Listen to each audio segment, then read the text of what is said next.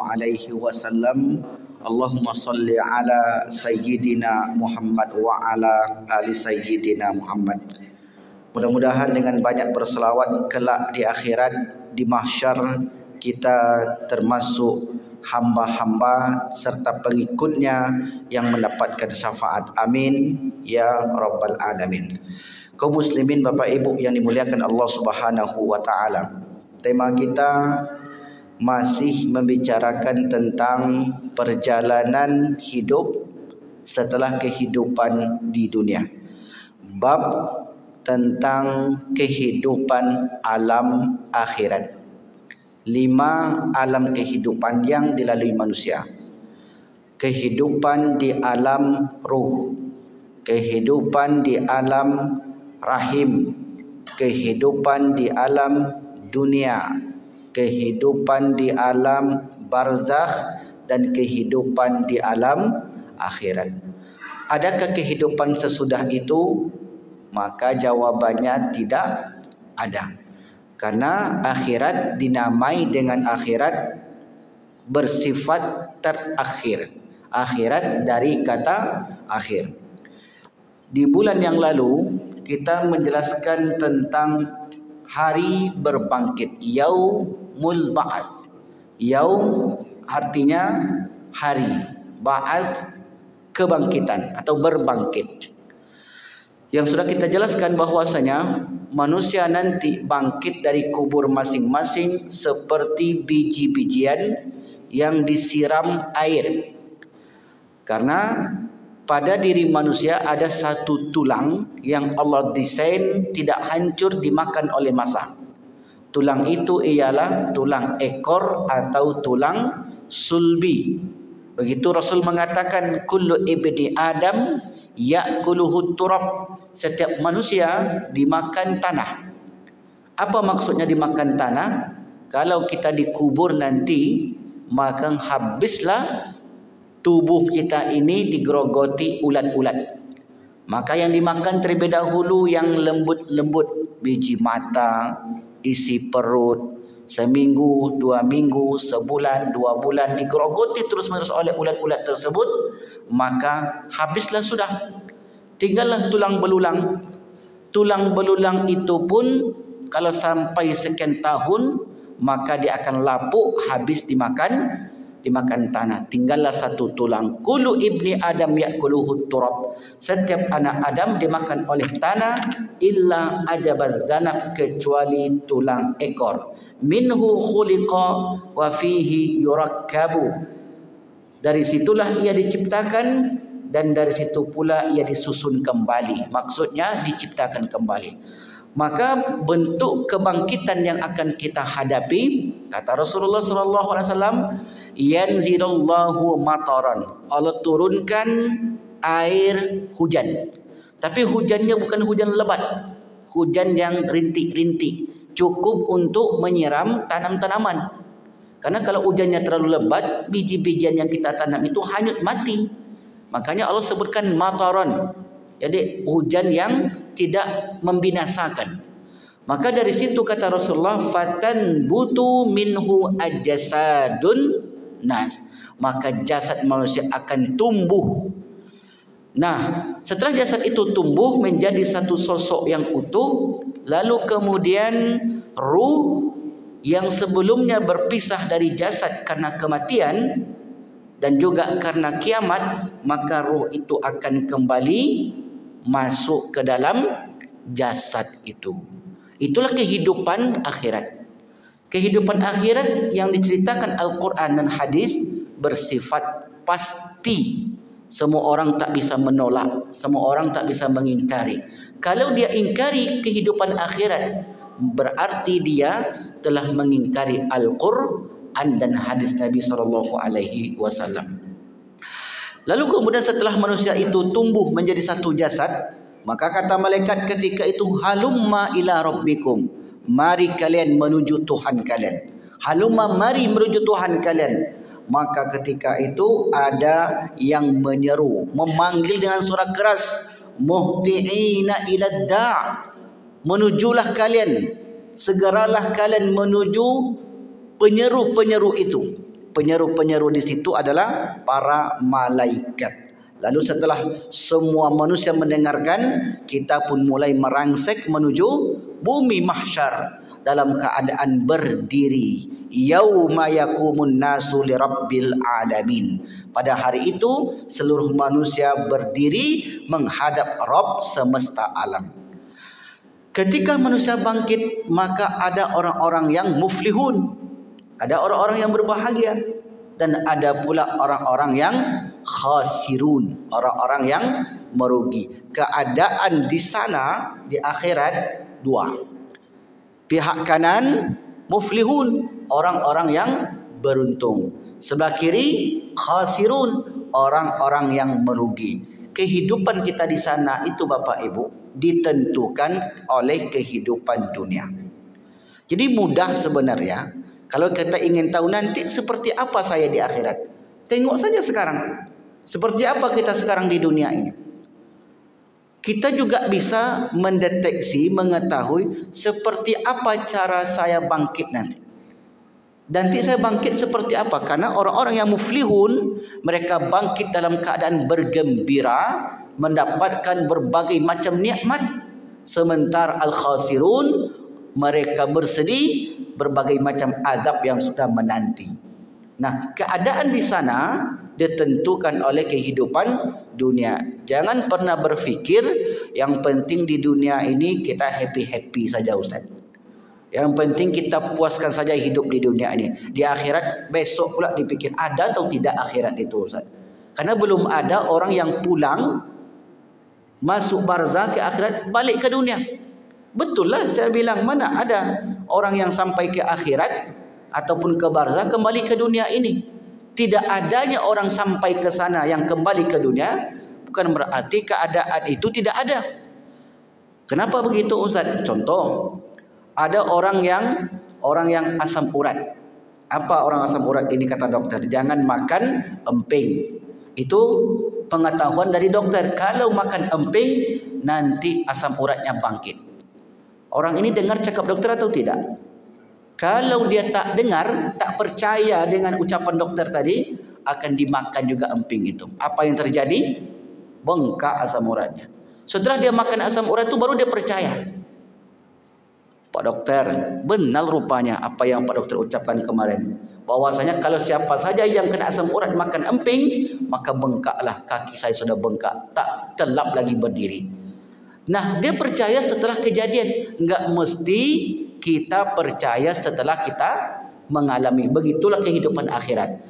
Tak mesti kita percaya mengalami dahulu baru kita percaya. Sebab sudah ada dalil Al-Quran dan hadis Nabi yang menceritakan kepada kita. Itulah maknanya ayat Al-Quran, Dzalikal kitabu la raiba fi hudal lil muttaqin. Baik.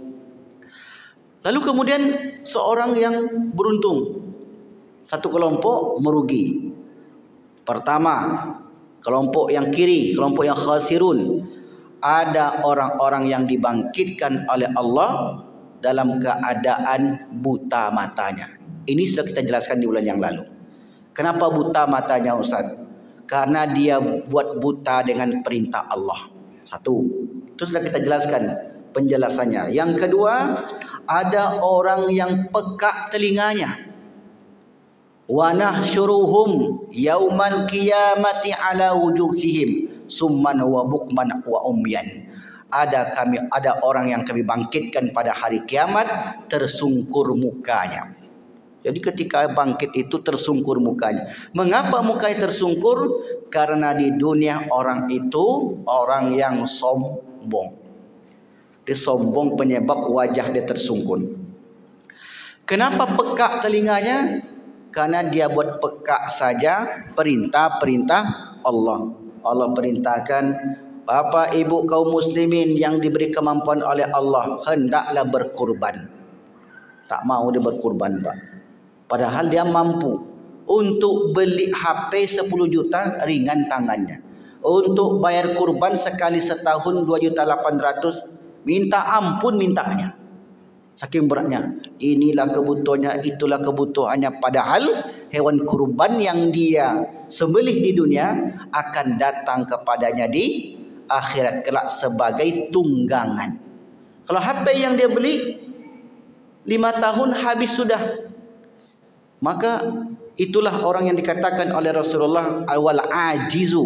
Orang yang bodoh itu adalah orang yang manittaba'a hawahu, yang mengikuti hawa nafsunya yang rendah, wa tamanna 'alallahi, dan banyak berangan-angan kepada Allah. Berangan-angan begini, masuk surga Firdaus, mendapatkan keselamatan, mendapatkan ini, padahal perintah Allah dibuat peka saja. Bagaimana mungkin Allah Subhanahu wa taala akan memberikan kenikmatan sementara dia jarang ke masjid, dia tak kerjakan perintah Allah. Orang solat 5 kali sehari, dia solat sekali 5 hari, mintanya surga Firdaus. Manalah mungkin orang solat, orang puasa Senin Kamis bulan Ramadan, dijanjikan oleh Allah babur rayyan, masuk pintu surga namanya rayyan, dia pun berharap, tamanna Allah, berharap, sementara dia tidak melakukannya. Jangan pernah bermimpi, sebab keadaan manusia di akhirat berbanding lurus dengan kehidupan di dunia. Apa yang dibuat di dunia, itulah yang diterima nanti. In ahsantum ahsantum li anfusikum wa in asatum falaha. Kebaikan yang kalian buat, kebaikan yang kalian peroleh. Keburukan yang kalian tanam, keburukan yang kalian tuai nantinya. Jadi itu tak akan berubah, tak akan terganti, semua sesuai catatan-catatan malaikat ketika itu.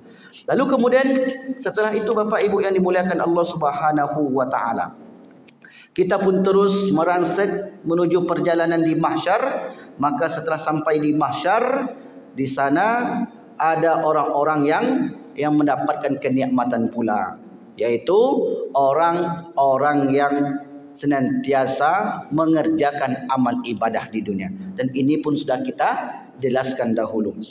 Nah, lalu kemudian ada orang-orang yang ketika itu tertunduk malu mukanya. Ini yang belum.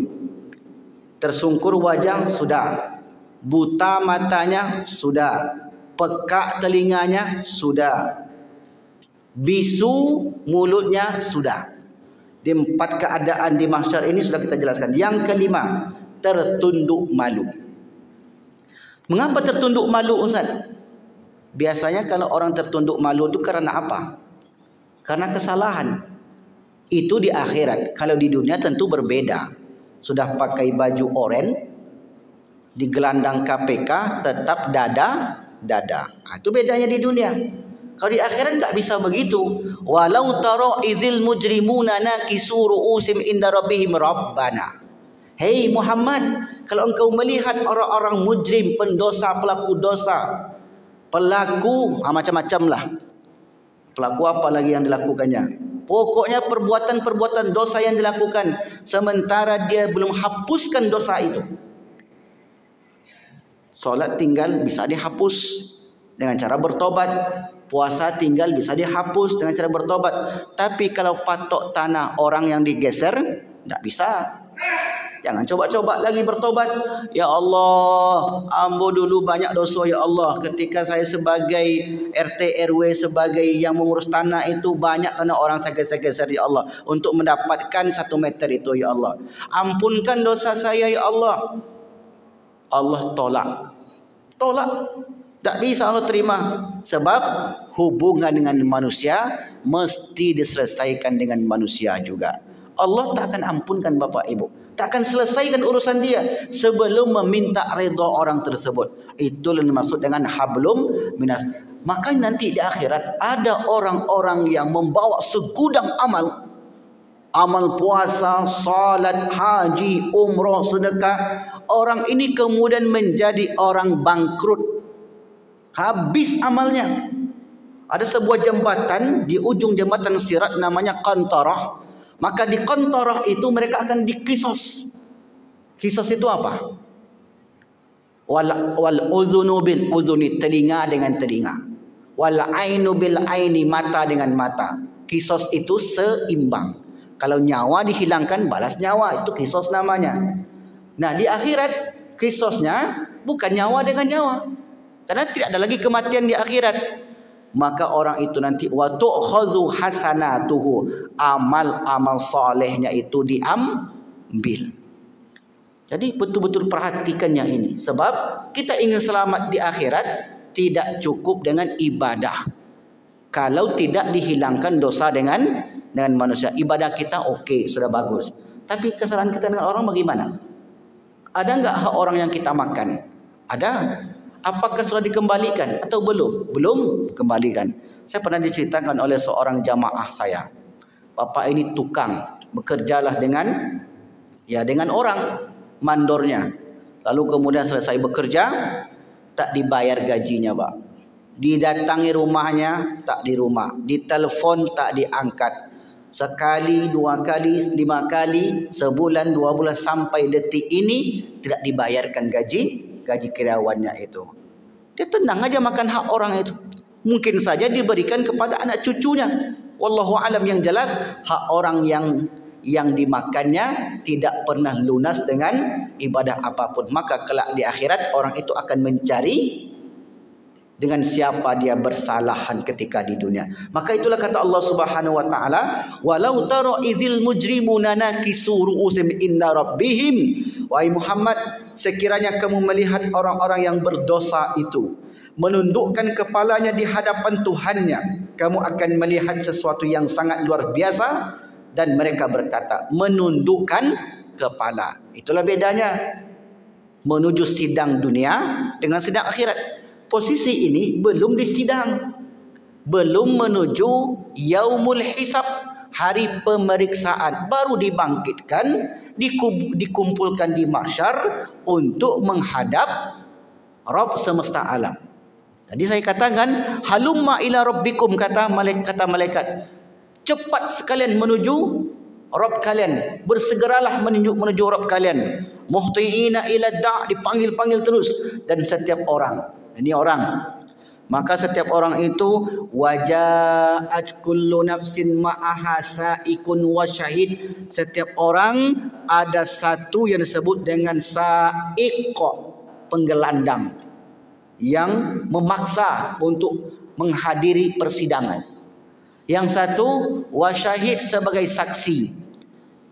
Lalu kemudian orang ini dua sosok ini yang sebut dengan malaikat, itulah yang akan terus menemani. Semakin tidak mau orang itu untuk dibawa ke yaumul hisab, hari pertimbangan dan yaumul mizan, maka semakin dipaksa oleh malaikat tadi. Maka tertunduk malulah kepala mereka ketika berhadapan dengan Allah Subhanahu wa taala. Di situ mereka minta kepada Allah. Akhirnya disitulah mereka minta kepada Allah, Rabbana, ya Tuhan kami, abasarna, sudah nampak. Apa yang mereka lihat?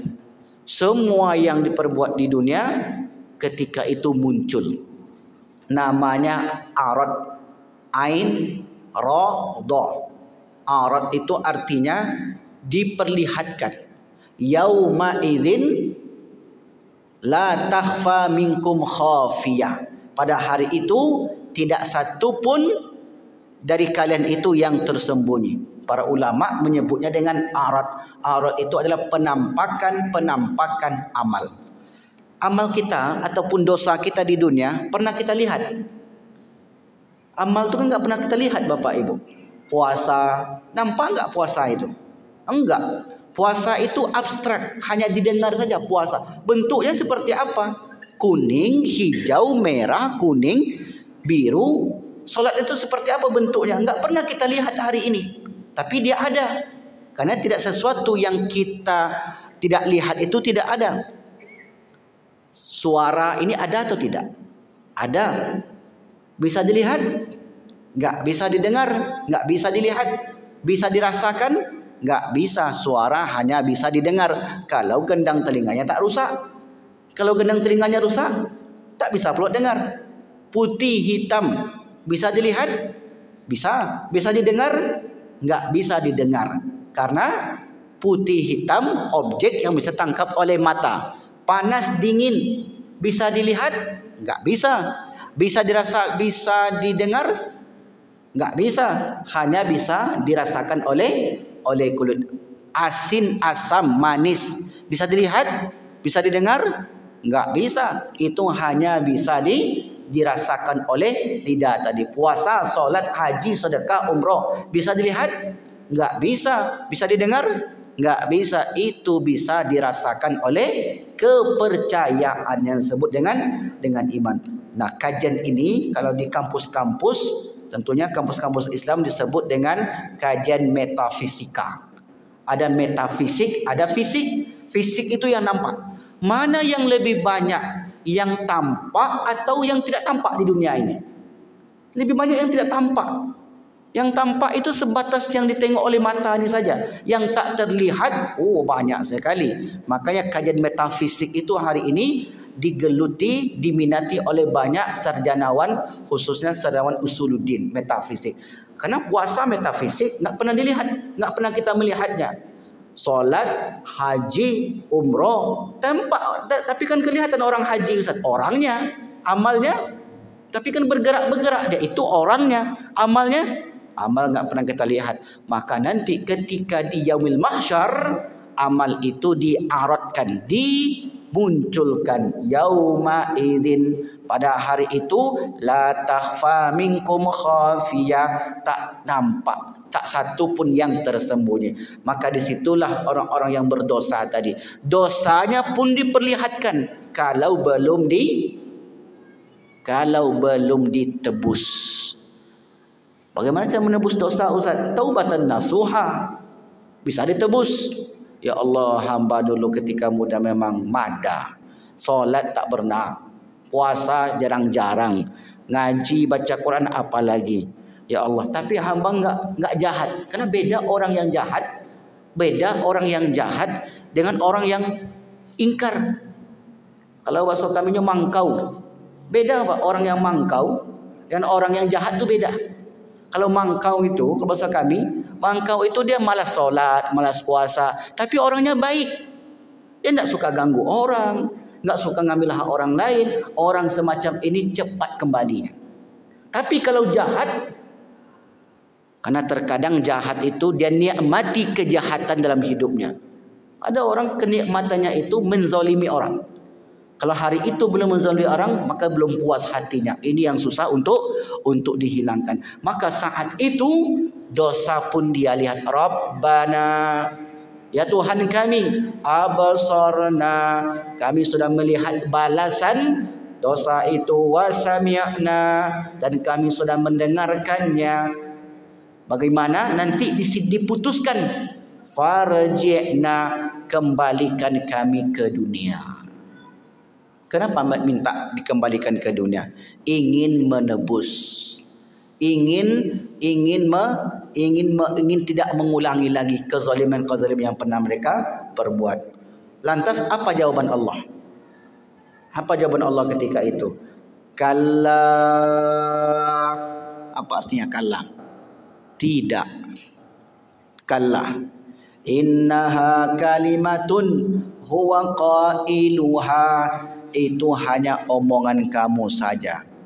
La'adu limanuhu anhu, seandainya kami kembalikan mereka ke dunia, mereka tetap melakukan perbuatan yang dilarang itu. Apa sebab? Ini perlu dikaji. Apa sebab? Sebabnya sederhana Bapak Ibu.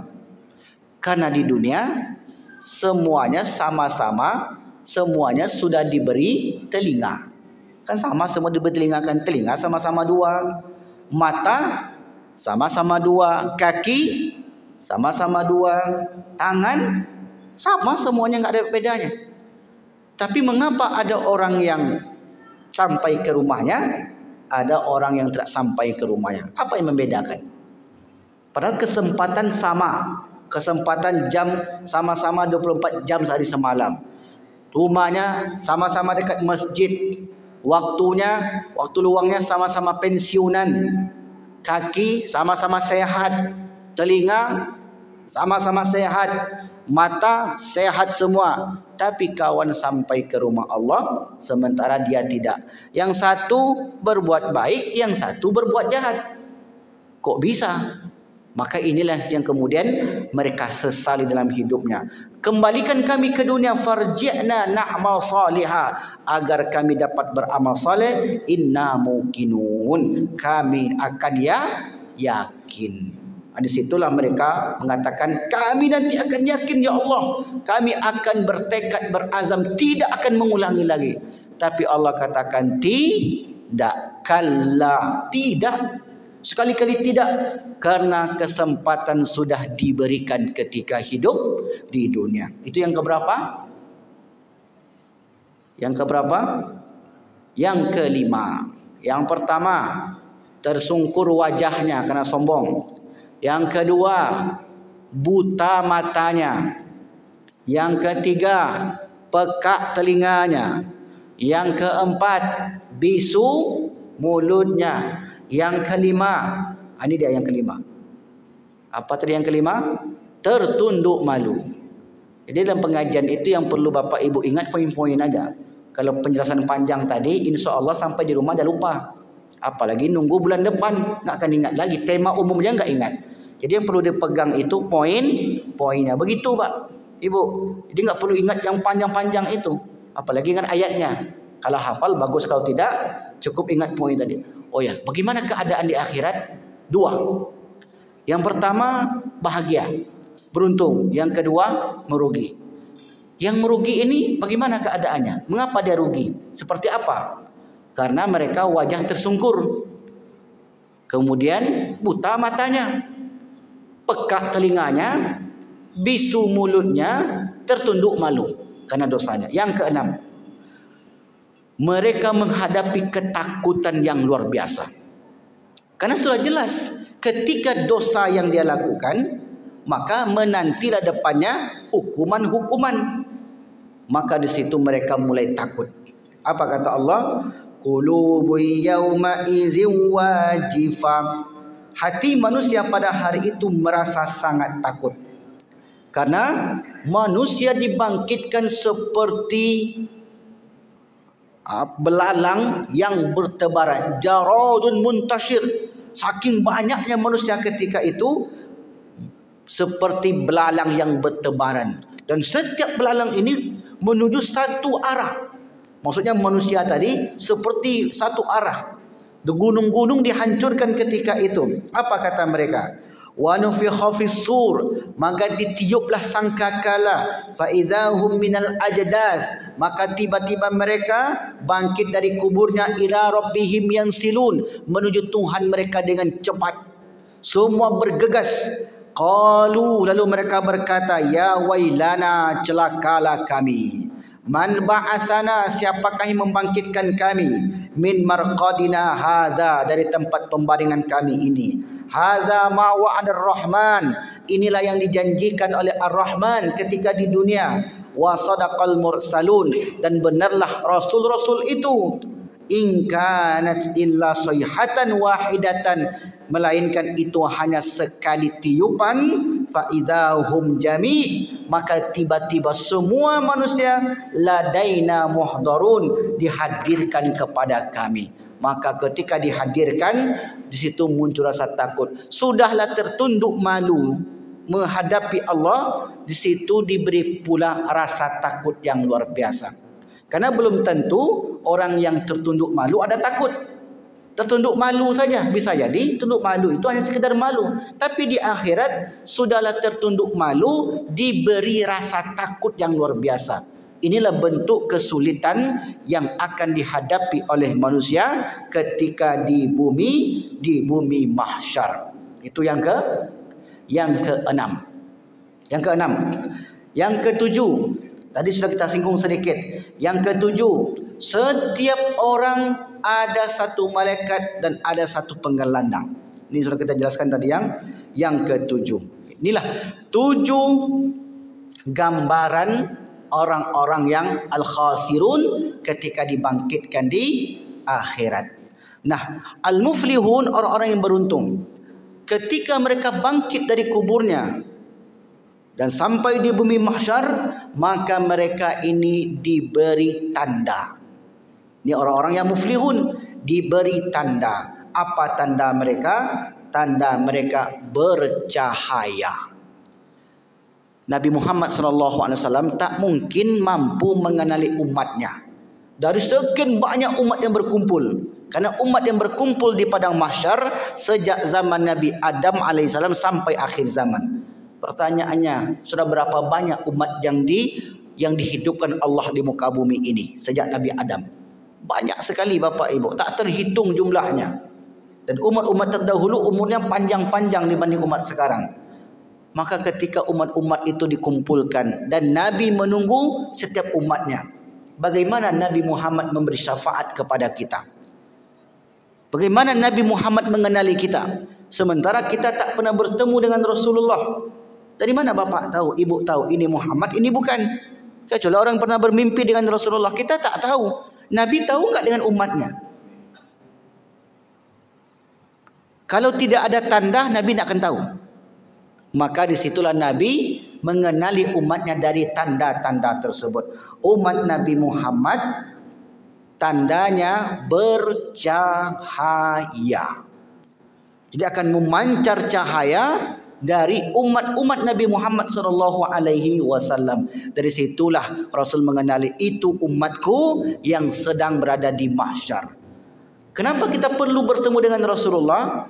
Di sana kita ingin mendapatkan syafaat, pertolongan. Maka setiap orang, setiap kelompok, setiap kaum akan berada di baris Nabi mereka masing-masing. Sampai nanti ke akhir, sampai nanti surga dan neraka. Umat-umat itu mendatangi Nabi-Nabi sejak zaman Nabi Adam. Ya Adam, antal abul bashar, selamatkanlah kami. Kata Nabi Adam, saya tidak bisa menyelamatkan kalian. Datangilah Nabi sekaligus Rasul yang pertama, Nabi Nuh alaihi salam.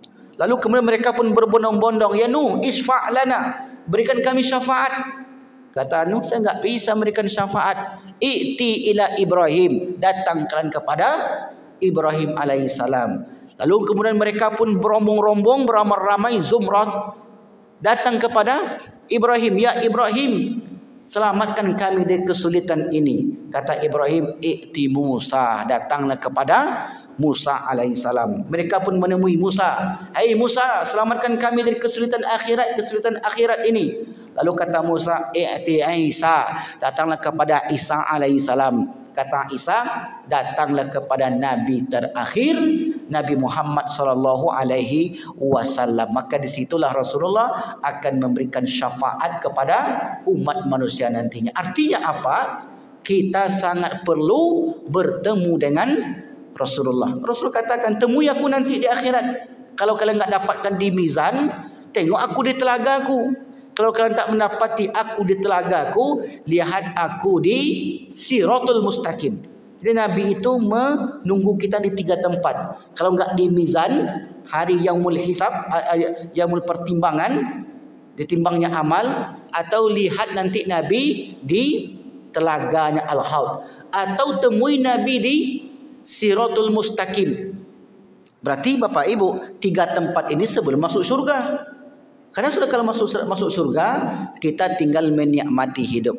Masalahnya di padang mahsyar itu, yaumun, satu hari, miqdaruhu khamsina alfasana, kadarnya 50.000 tahun.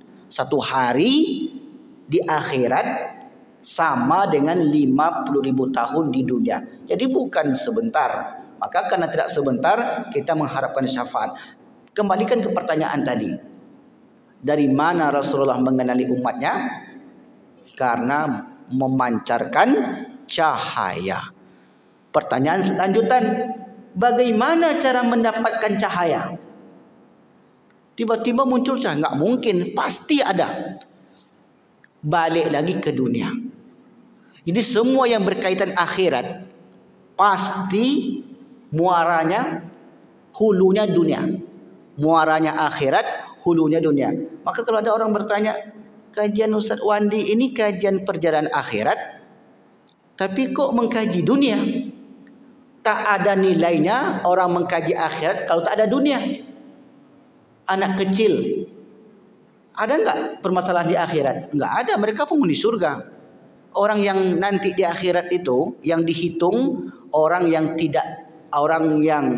anak kecil menjelang akil balik, orang gila sampai sadar, orang tidur sampai terbangun. Yang tiga ini enggak ada problem mereka Bapak Ibu. Kita yang banyak problem di sana. Karena kita diberi akal, diberi kesehatan, dakwah dengar, bukan pula orang tinggal di pedalaman. Kalau yang tiga tadi, anak kecil sampai balik, orang gila sampai sadar, orang tidur sampai terbangun. Nah, ini enggak ada hisab bagi mereka.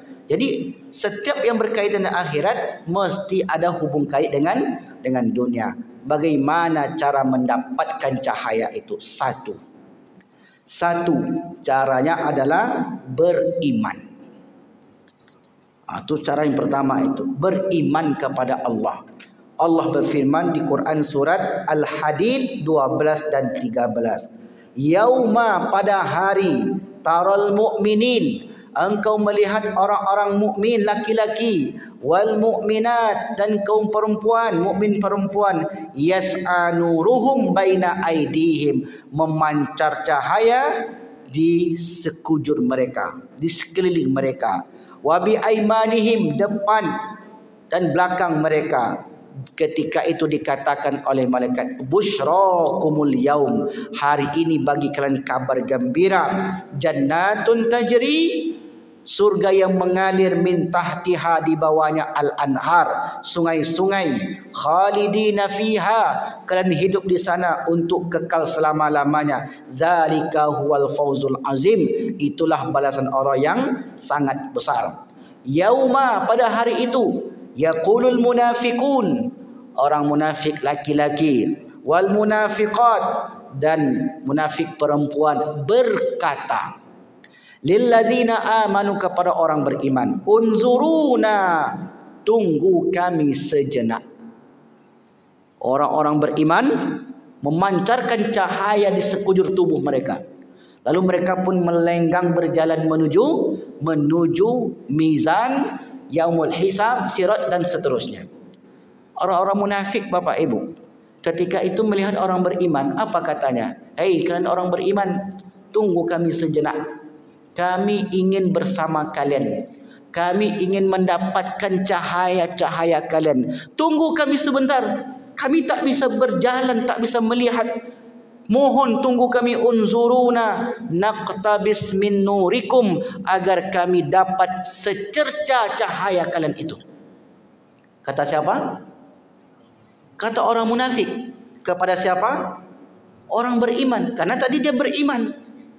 Iman itu memancarkan cahaya. Ini yang pertama, bukan satu saja. Ini yang pertama, iman itu memancarkan cahaya. Nurul iman. Sebenarnya nurul iman itu artinya cahaya-cahaya. Karena iman itu akan memberikan cahaya. Cahaya kepercayaan. Nah, ketika itu orang beriman mengatakan, qila rji'u wara'akum faltamisu nura. Cahaya ini ambil di belakang sana. Nun, jauh di sana. Kata orang beriman tadi. Percaya pula lah orang munafik ni Bapak Ibu. Karena mereka begitu di dunia. Orang beriman yang ditipu-tipunya. Kalian mau memilih saya sebagai presiden? Dapat nanti bantuan banyak. Ditipunya kita. Jadi wali kota, ditipunya kaum muslimin. Mau kalian? Maulah. Setelah terpilih, hilang nomor HP-nya. Tak pernah lagi menengok orang memilih itu. Begitulah cara menipu di dunia. Maka orang beriman bukan membalas, tidak. Mereka tak membalas Bapak Ibu, sama sekali enggak membalas. Orang beriman tu katakan qila rji'u, dikatakan irji'u. Irji artinya apa? Pulanglah kalian. Tengok ke belakang. Min waraikum, qila rji'u waraakum, di belakang kalian. Faltamisu nura, maka ambillah cahaya di belakang sana. Percaya pula lah orang munafik itu. Sama seperti orang munafik menipu kita di dunia ini. Percaya enggak kita? Buktinya Bapak Ibu percaya, apabila tidaknya. Begitulah akhirnya mereka itu membelok ke belakang. Dia tengoklah cahaya di belakang, dicari, rupanya tidak ada. Berarti orang beriman ketika itu berbohong, Ustaz? Enggak berbohong mereka. Lalu kenapa dikatakan di belakang? Belakang itu maknanya ad-dunya. Cahaya yang aku dapat ini di dunia, ambil ke dunia sana. Mungkinkah orang itu kembali lagi ke dunia? Tidak mungkin. Karena kesempatan sudah diberikan ketika itu. Lalu kemudian faduriba bainahum bisuril lahu babun. Lalu akhirnya mereka ini orang beriman sudah di depan, orang munafik di belakang, ditembok, Pak. Bisuril lahu bab. Mereka itu dihalangi sehingga betul-betul tak bisa melihat. Batinuhu fihi rahmah, bagian dalam berarti bagian yang sudah lewat tadi, isinya rahmat. Maka orang-orang beriman diliputi rahmat ketika itu. Wa zahiruhu min kibalihil azab, dan di belakangnya, maksud di luar tadi, batin lawannya zahir. Batin itu artinya dalam, zahir artinya nyata, di luar itu maksudnya. Yang di luarnya mereka min kibalihil azab, mereka memperoleh azab ketika itu. Lalu kemudian mereka orang-orang munafik tadi terus memanggil-manggil, tapi kesempatan sudah berakhir. Lalu ketika itu Allah katakan lagi, surat Tahrim ayat yang ke-8, yujzillahun nabiyya walladzina amanu. Kemudian Allah SWT memberi balasan kepada Nabi dan orang-orang beriman yang bersamanya. Apa balasan oleh Allah? Nuruhum yas'a baina aidihim. Ini orang beriman, cahaya itu memancar-mancar, menyambar-nyambar. Maka ada orang beriman cahayanya itu sebesar gunung Uhud. Dari kejauhan Nabi sudah mengenali, itu man ambo tu katanya. Mari ke sini kalian, mari aku tunggu kalian telaga aku ini. Dari jauh sudah kelihatan karena keimanannya kuat. Lalu kemudian setelah itu mereka berdoa. Ini amalan yang kedua. Jadi amalan kedua berupa doa dalam ayat ini. Nuruhum yas'a baina aydihim wa bi aymanihim yaqulun. Mereka berdoa. Rabbana, ya Tuhan kami, atmim lana nurana waghfir lana innaka ala kulli syai'in qadir. Amalkan doa ini Bapak Ibu. Untuk apa Ustaz? Agar Allah berikan kita cahaya. Yang pertama amalannya beriman. Alhamdulillah kita sudah beriman. Tambah lagi bahan bakarnya supaya cahaya semakin besar. Kalau cuma sedikit bahan bakarnya kecil pula lampunya. Macam api 9 watt lah, sedikit dia kuat. Tapi kalau buat 2200 ditambah lagi tentu berbeda. Satu, iman saya okey, sudah munculkan cahaya. Tambah lagi dengan doa. Nanti ada 8 amalannya. Yang kedua, doa. Ibu-ibu, bapak-bapak, buka nanti surat At-Tahrim. Ya Bu ya. Surat At-Tahrim ayat yang ke-8. Silakan ditulis bagi yang mau nulis. Kalau tidak nanti lihat di channel YouTube kameramen kita. Diputar ulang lagi. Rabbana, ya Tuhan kami, atmim lana nurana, sempurnakanlah cahaya kami. Waghfir lana, ampunilah dosa-dosa kami. Innaka ala kulli syai'in qadir. Kalau kita baca doa dari Al-Quran, 2 pahala yang kita dapat. Pahala berdoanya dapat. Satu lagi, pahala baca Qurannya dapat. Jadi 2 keutamaan orang yang berdoa dari ayat-ayat Al-Quran. Kalau dari hadis Nabi atau dari susunan para ulama, kita dapat pahala ibadah doanya. Karena setiap ibadah akan dibalas pahala. Tapi kalau orang yang membaca doa dari Al-Quran, dia dapat pahala berdoa, dia dapat pahala membaca Al-Quran. 1 huruf Al-Quran dibalas 10 kali lipat. Rabbana, dah berapa huruf itu? Ra, ba, Nun panjang. Mim 4 lagi 8. Lana 2. Dan 3. Lana 2. 10. Nurana 14. Waghfir lana 5. Wa ghafar 4. Lana 2. Ada berapa tadi? Pokoknya banyaklah. Ya pula ngitungnya. Kali aja lah berapa huruf tu. Setiap huruf itu 10 tadi sudah 22. Innaka 3 pula 23 25. Ala 2 27. Kulli 2 pula 27 29. Syai'in 3 32. Qadir 4 huruf. 32 tambah 4 36. 36 kali 10 360 pahala dari satu doa yang diambil dari ayat-ayat suci Al-Quran. Jadi 2 itu yang saya jelaskan pada malam ini. 2 amalan untuk mendapatkan cahaya. Boleh? Kalau ada pertanyaan untuk satu orang, jam itu saya tengok ada 1 minit lagi. Kalau ada pertanyaan, tafadhol. Kalau tidak ada, langsung kita tutup. Silakan Pak. Ya. Ini mengenai akhiratnya. Kalau nama katanya, kalau nama yang dipakai nama ada Muhammad itu lebih dahulu dihisab. Apa? Kalau nama itu di awal. Namanya Muhammad Nur atau Muhammad lebih dahulu dia dihisab daripada orang yang tidak pakai nama Muhammad. Apa ada habis? Baru pertama kali saya dengar. Tapi nama yang utama ada dalilnya. Seutama-utama nama di akhirat Abdullah. Tahu Pak? Seutama-utama nama Abdullah. Ya, karena Abdullah artinya hamba Allah. Tapi tidak ada saya dapati keterangan bahwasanya Abdullah itu yang pertama. Cuma kalau kita merujuk pas pengambilan raport dahulu, Abdullah itu yang pertama.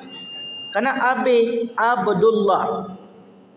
Kalau menuju itu, apakah di akhirat pemanggilan itu seperti pemanggilan rapor? Wallahu a'lam bishawab. Nah, cuma kalau kita boleh nggak kita berpikir begitu, Pak? Boleh saja Abdullah. Tapi nggak semua Abdullah juga, karena ada orang kafir itu namanya Abdullah juga. Jadi tentu Abdullah yang beriman kepada Allah. Kalau orang kafir dipanggil nggak? Dipanggil nggak? Rapor tak ada, apa mau dipanggil? Kita kan mau laporan. Orang yang dipanggil itu orang yang diperiksa untuk menentukan surga atau neraka. Itulah yang dipanggil. Ini tak ada tiket untuk masuk surga, untuk apa dipanggil? Langsung aja masuk. Jadi kalau kita berpikir seperti Abdullah nama pertama, boleh jadi. Cuma itu tidak ada dalil. Sebenarnya enggak penting pertama atau yang terakhir, yang penting masuk surga. Cuma yang paling lama nanti dihisab siapa? Orang yang umurnya panjang, PT-nya banyak. Kenapa begitu, Ustaz? Karena banyak diperiksa tentu ya. Orang yang 1 triliun hilang dengan 11 triliun beda enggak? Beda. Duit 11 triliun itu banyak enggak, Pak? Oh, banyak sekali, Pak. Kalau beli cendol bisa berenang kita dalam tuh. Saking banyaknya. Nah, bukan berarti orang yang lama hisab itu masuk neraka. Tidak, lama saja prosesnya. Karena duitnya banyak, hartanya banyak. Umur 90 tahun, harta banyak pula. Tak satu pun diberikan untuk kebaikan. Ini yang memberatkan nanti. Kalau diberikan kebaikan, lama dia dihisab, diperiksa. Tujuannya untuk menentukan surganya surga mana. Hotelnya bintang berapa? Ada anak kolam renang di situ. Paham maksud saya di sini? Tingkatan surga itu kan 7, Pak. Ada mengatakan 8. Firdaus yang paling tinggi. Itulah surga Firdaus itu. Untuk sampai ke atas perlu pendataan enggak? Perlu pendataan. Data diambil dari mana? Dari amal ibadah. Database-nya itu sudah ada di malaikat. Dan mudah-mudahan database kita database yang baik-baik semua. Amin ya rabbal alamin. Jadi 3 pertanyaan, Pak. Pardon.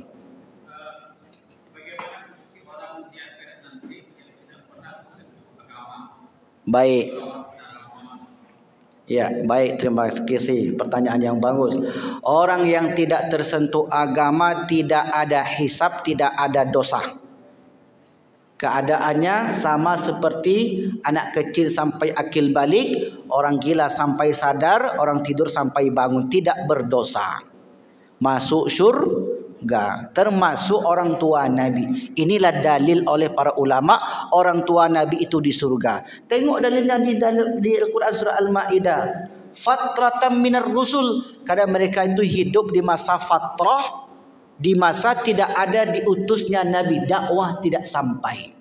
Suku Talang Mamak, suku Akit, suku Sakai, mereka hidup sesuai akalnya, melakukan dosa ini dan itu, mereka tidak dihitung sebagai amal ibadah apa ataupun amal ataupun dosa. Jadi mereka itu dihukumi selamat di akhirat. Jadi yang selamat itu siapa? Anak kecil sampai akil balik. Yang kedua, orang tidur sampai bangun.